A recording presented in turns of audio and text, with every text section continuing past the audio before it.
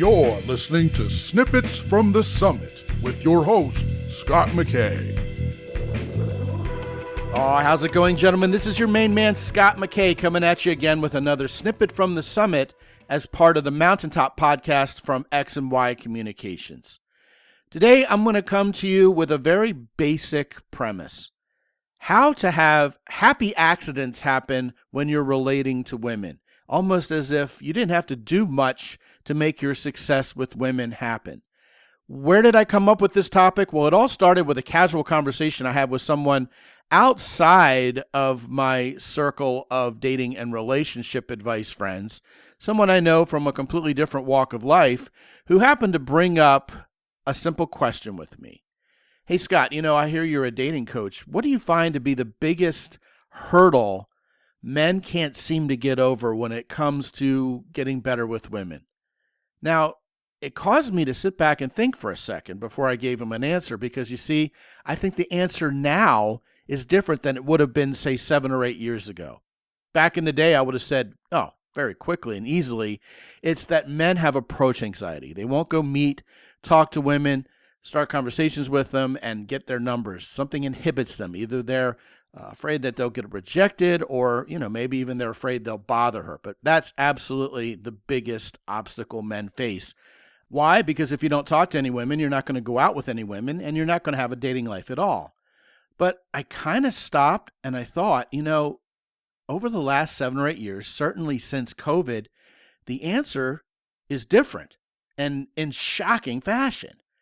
And I sort of blurted out to him, I said, the biggest problem men have that stands between them and success with women is a whole lot of men just don't like women anymore. I mean, I harp all the time about men going their own way, the red-pilled movement. Not only do a whole lot of guys really have a lot of disdain for female human beings nowadays, there are a lot of factors out there driving it. Now, let's talk about feminism for a brief moment here. Certainly, it could be argued very easily that the women started this. They go around saying, I need a man like a fish needs a bicycle. Men, especially white men, are the cause of everything bad that's ever happened in the entire culture. The Me Too movement came out around 2016, 2017. And with it came an onslaught of accusations towards all sorts of guys about sexual assault and the like. Women started saying, when this guy refused to answer my simple question, he raped me. That didn't last very long because the people who had experienced real rape, real sexual assault kind of backlashed against that. That didn't last very long. But the damage had already been done to our dating culture. What started off as, simple fear of meeting women, fear of getting rejected, fear of bothering women was not simply exacerbated by this backlash against men and this feeling that, if I don't handle women with kid gloves, I'm going to get burned for it. Something else happened. We just stopped liking them. We stopped wanting to make the effort. It wasn't worth it to a whole lot of men anymore.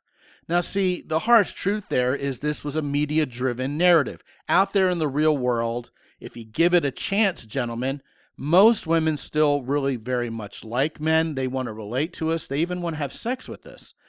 And just like any other human being, you've got golden-hearted ones, you've got black-hearted ones, and most of them are in the middle. They have good days and they have bad days. Sometimes they do good things, sometimes they do naughty things. Goodness or badness does not come down to which gender a person is, be they male or female.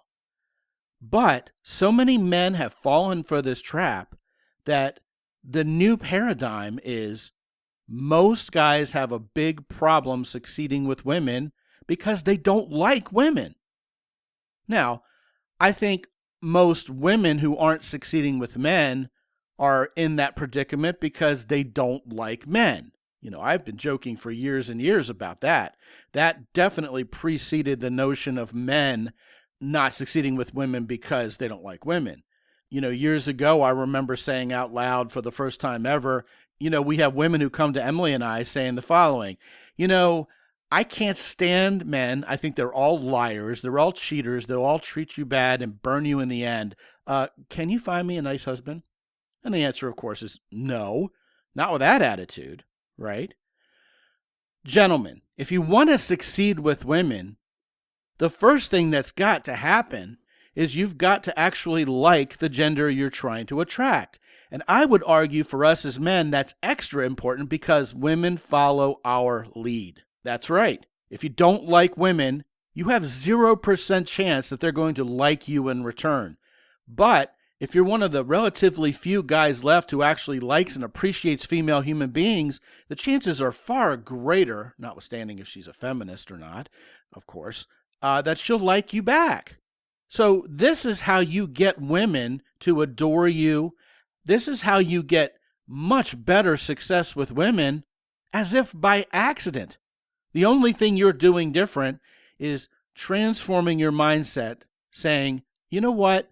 I'm going to take women as they come as individuals. I'm not going to take the entire gender and throw them under the bus as if they're all terrible and not worth my time. And when you get right down to it, the latter is pretty much an excuse, isn't it? What you're doing basically is taking your own self out of the dating pool. Well, to heck with that. Take every individual woman as she comes. Is she a good person? Is she sweet? Is she nice to waiters? Is she kind to animals? Or is she not? Does she actually like men or does she not? Is she broken or is she whole? These are the questions you ask yourself from a rational human perspective. And the next thing you know, when you meet women and you like women, they'll like you back. Your success with women will skyrocket overnight. Indeed, as if by accident, and a happy accident it shall be.